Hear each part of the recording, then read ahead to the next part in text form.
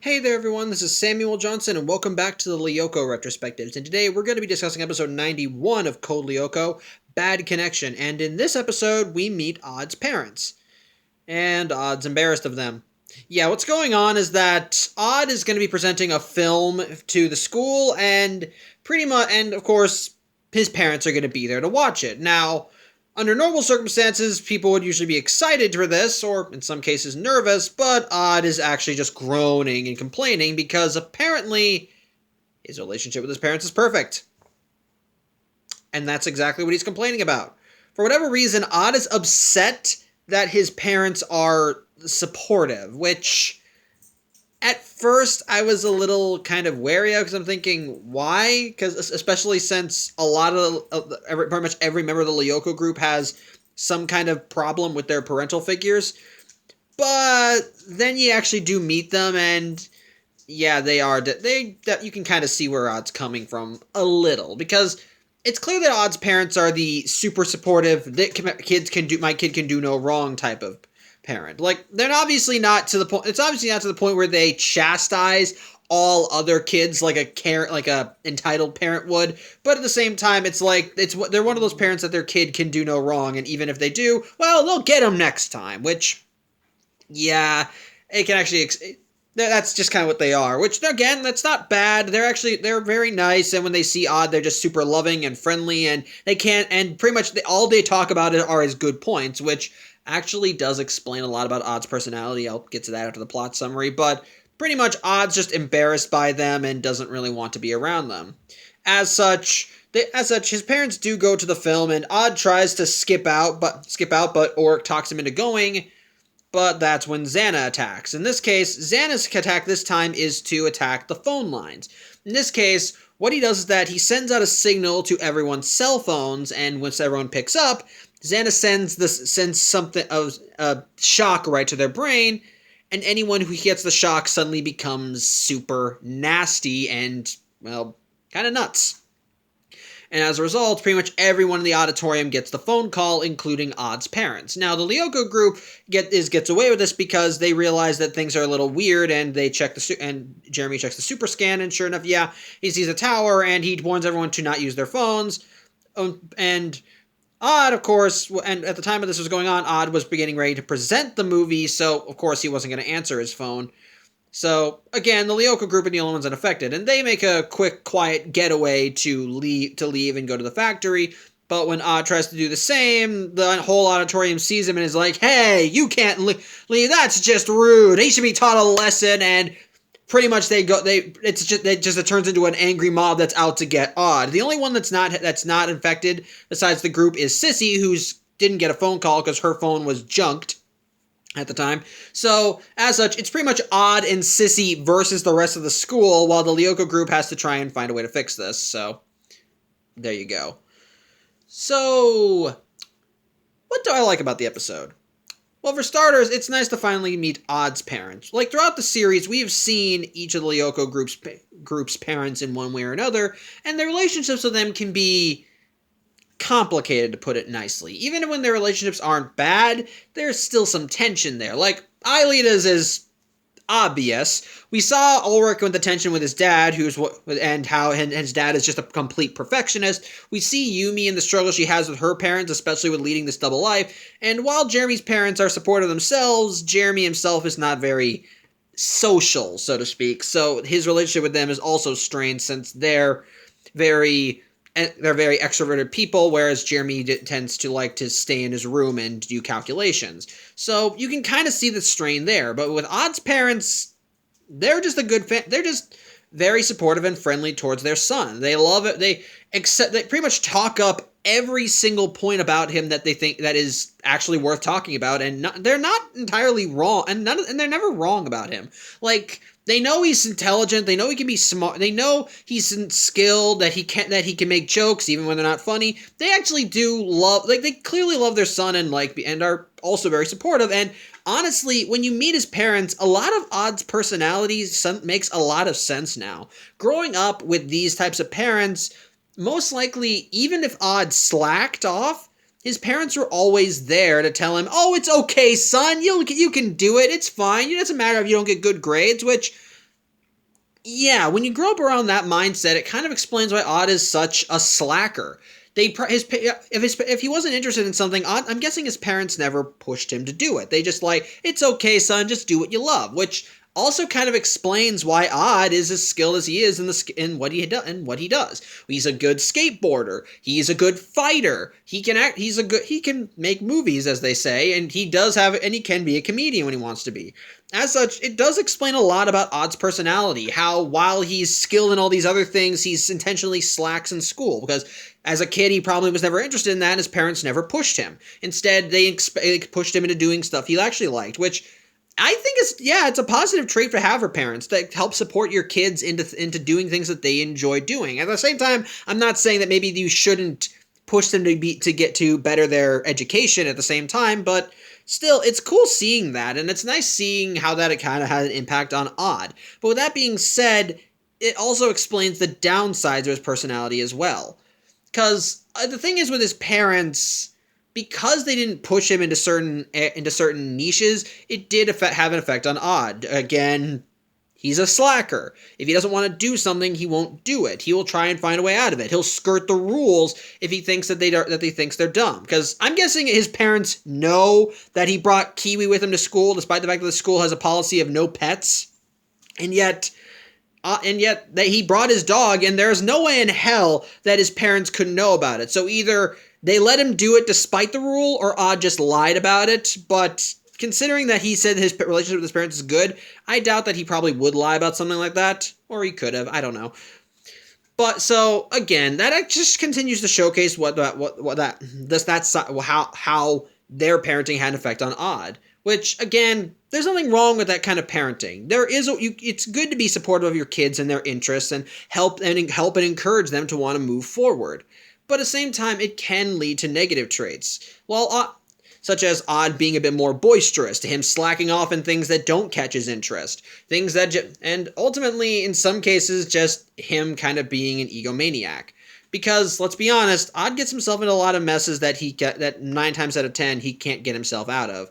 So, there is a downside to being raised in that environment, and again, like I said, when I first heard about Odd's relationship with his parents, I thought, that doesn't sound bad at all. And yeah, it's not bad, but at the same time, there is such a thing as being too supportive. Because even when you fail at something and your parents say, well, you can do it, oh, that's great, son, again, like I said, it can have a negative impact on the kid. Not personality-wise, because Odd, for the most part, is very friendly and sociable. But like I said, it can lead to egotism, or in the case of Odd, embarrassment. Because when you have parents that are like that, have so much enthusiasm, even when you fail, yeah, it can make you think, I can't fail. Now, to be fair, maybe there are times when Odd has failed and he has felt ashamed, but his parents were there to keep him on track, or say, "Oh, you'll get him next time," which again shows the positives in that mindset. It's just that again, that kind of parenting can lead to some egotism, or in the case of, or like I said, slacking, and of course, it can be a little embarrassing, especially if you end up failing at something. But that being said, again, it's not bad, and I'm not saying that type of parenting is I guess I keep repeating, it's not a bad thing at all. Again, it's just and the thing is, part of what I thought the plot of this episode would be is Odd learning to accept maybe he should stop complaining about something he doesn't have, about not having a bad relationship with his parents, which, yeah, that's dumb. If his parents are this supportive to the point where even when his principal tries telling him about about how he's been slacking in school, like, they don't even hear it. I'm not even kidding. Because in the episode, they do go to meet with Odd's principal, and every time he tries to say, well, yeah, he's remarkable in this way, but his grades, but then they cut off. It's like, yes, he's super good. He's great at skateboarding. He's great at telling jokes. He's super talented. Honestly, he could probably be great at school, but he's just too modest. Like, that's just sweet. That is just sweet. His parents are very nice like that, so they will not hear a single bad thing about their kid, even if they know it's true. Which I think is also which again, it's just super sweet. But I'm trying to think. I had a point here and I lost it. It's just, I thought that would be like I thought that the story would be just Odd realizing maybe he shouldn't take that for granted anymore, especially with the whole Xana infecting people with a virus that turns them into that turns them into kind of violent nutballs. Because at first I was thinking that maybe Odd would try to get through to them and maybe think, no, maybe I shouldn't have been so hard on them. They've always been there to support me. But unfortunately, like with most Code Lyoko plots, they kind of skip a step. Like in this case, when the whole school and Odd's parents turn on him and Sissy, I thought to myself that we would have those moments, but instead it's more Odd and Sissy playing Survivor with the school, just like going around running around the school, evading them, finding ways to fend them off when they get caught. And I thought that like with that scene we'd have him like reflecting on that, but instead it's just the Survivor stuff. And when Odd finally says, you know what, I'm not going to complain about my parents being too supportive again, it's only when he and Sissy are caught. And there's no moment of reflection. It's just him saying, yeah, you know what, maybe I shouldn't be angry about how supportive my parents are. So it kind of feels like you skipped a step there. Like, if I'm going to go to another cartoon show, My Little Pony Friendship is Magic had an episode very similar to this where we met Rainbow Dash's parents. They were super supportive, super friendly, to the point where it was just kind of where it was super embarrassing because they got excited about their daughter's accomplishments even if she was doing something minimal or not that important. And again, like with this episode, it involves Rainbow Dash realizing maybe I shouldn't be hard on them because that support is what led me to becoming what I am today. But again, that showcased her having the revelation, having her realize, okay, maybe I shouldn't be so hard on them. But here, again, it feels like we skip a step. It feels like that, like they were just like we get to Odd feeling mopey about it, then they go nuts, and then Odd just goes like, you know what, I think I'm just gonna stop complaining, which, yeah, I think that's just sort of a problem. I feel like that there could have been more to that. Like maybe you have a moment where Odd is maybe alone with his infected parents, and Odd's like, I'm sorry, I really shouldn't have tried pushing you guys away. You guys are always supportive of me. I love you, but again, it doesn't get through to them because they're possessed, and then that's when they deactivate the tower. Then, because that's another thing I forgot to mention. When the whole school finally managed to catch Odd and Sissy, their punishment for them for running away and acting like cowards is to push them off the effing building. I'm not kidding. It's just like, what the hell? I know they're infected by Xana's virus, but in what reality is that a fitting punishment for these kids? Actually, although there is something I kind of like, even when everyone's turned nasty, their personalities are somewhat left intact.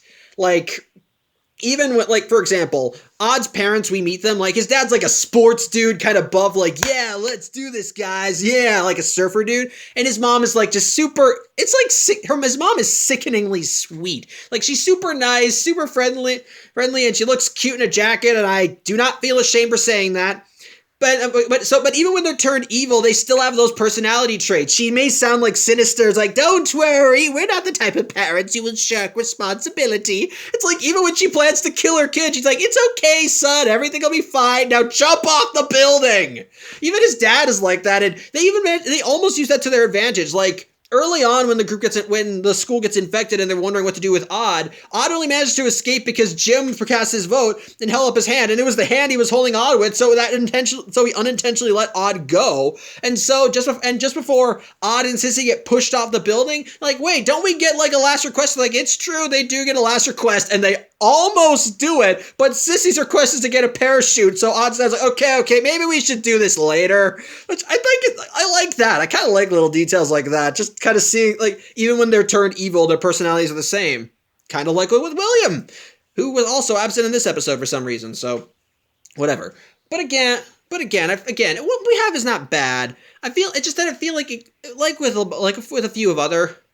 with a few other Lyoko stories, I feel like it just could have been expanded on. Like, we could have seen more to add to what we have. Again, what we have is not bad. It's cool seeing Odd's parents, and seeing them does explain a lot about Odd's personality. Why he's boisterous, why he's skilled in what he likes, but seems to slack when it comes to other areas, or why he's just, or why at the same, or, and I'm trying to think, I had a point. There was something I had in my mind.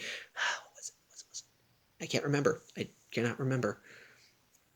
Again, it explains, again, how that support... Actually, that could also explain why Odd is as supportive as he is of his friends.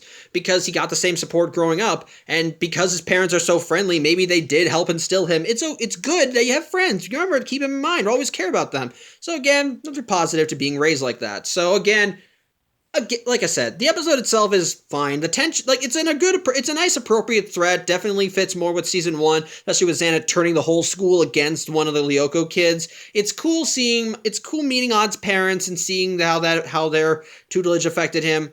Again, it's just that I feel like that the moral should have been worked up to better. It's not a bad moral at all, but again, I feel like it could have been done better with that. So there you go. Although one thing I do also like about this episode that we've been missing for the last several episodes, Sissy is not a complete bitch. That is something that has genuinely annoyed me. Ever since we saw the Xana Awakens 2-parter at the beginning of season 3, the show seems to have kind of forgotten that Sissy isn't a complete and utter bitch all the time. Which is something that I genuinely liked in the early seasons, where while Sissy was definitely like an alpha bitch who thought that everyone should pay attention to her because she's the principal's daughter, in this episode, we see her finally acting selfless. And again, to be fair, in those early appearances, what led to us seeing her heart was a time of crisis. And sure enough, when the whole school goes crazy, at that point, you stick to the only other guy who's not crazy. But again, I feel like we should have more moments like that to remind us that while Sissy can be a selfish bitch, there is a heart in there. It's just that we don't see it very often anymore, and it's resulted in me hating her character more and more as the series has gone on. Because once upon a time, I felt that there was at least some part of her personality that was sweet and kind. It's just that it was buried under so much vanity and selfishness. It's just that you need a crisis to help bring it out. And unfortunately, Sissy is never. Anytime a crisis occurred, Sissy's nowhere near it, and as a result, she's the one that usually causes the problems, which annoys me. Again, I know what her character is with her. I just wish we had more moments of her being redeemable. And this episode thankfully showcased that. She and Odd stuck together. She wasn't making fun of him. She wasn't hurting him. In fact, in one point in the episode, Odd was hiding in the cafeteria and Nicholas and Herb caught him. Odd was able to take out Nicholas, but Herb was about to come in and smack him, and then what does Sissy do? She comes in and knocks out Herb and she and Odd work together to try and get away from the mob. Again, I like stuff like that, showing that she's not this total bitch 24/7. Just those moments of humanity that she has. I like seeing those, and I know it seems weird to harp on that, but again, for a lot of the episodes after the Xana Awakens 2-parter, she's just been a complete asshole, and I want this Sissy back. More of this, please, but I'm afraid we're not going to get that. What's actually nice is that once the whole crisis resolved and they turn back time, Odd is showcasing his movie, and what it is just him filming people in the school and then him doing funny commentary over them. And so because Sissy helped him out, when it gets to her segment for last, he first calls her a caterpillar because he filmed her in her bed all wrapped up in her blanket. But then when she managed to get out, he says, and out emerges a beautiful butterfly, which I think is nice. That's, again, nice. I just wish we had more of the Sissy that deserved that instead of the Sissy who wanted to kick the group out just because, I don't know, they made fun of her a few times. I don't know. I don't like it. Sorry. I feel that's been a rant. That's been a problem of mine that's just been a rant that I've been saving up for a while. So, again, I wish we had more of that Sissy for these last few seasons. But, yeah, overall, all right episode. Good to see Odd's parents. Explains a lot about Odd's personality. Definitely a nice moral. Wish it could have been worked up to better. That's all I have to say. I hope you enjoyed this vlog. And I know I'm probably going to tick off anybody who's a consistent viewer of these vlogs, but for next week and the week after, we're going to be once again delaying the Lyoko retrospectives. What I'm going to be doing is for those weeks is that I'm going to be doing another side vlog. This one is not going to be as long as like the MCU perspective what if edition. So I feel like it would be okay to at least delay it for 2 weeks. And just notes for the future, I'm never going to delay these vlogs for more than 2 weeks. If it goes to 3, I'm going to put the side vlogs on another night.